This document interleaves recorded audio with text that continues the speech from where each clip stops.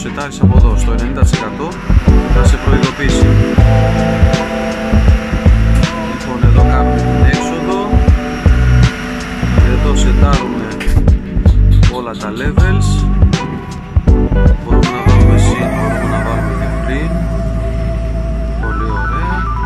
Άρα αν υπάρχει κάτι στην δεξαμενή μπορούμε να το προσθέσουμε από εδώ. Πολύ ωραία.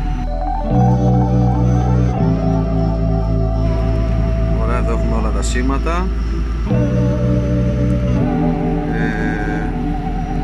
Λοιπόν, είμαστε όλα τα analog input. Πολύ ωραία. Πλάνα.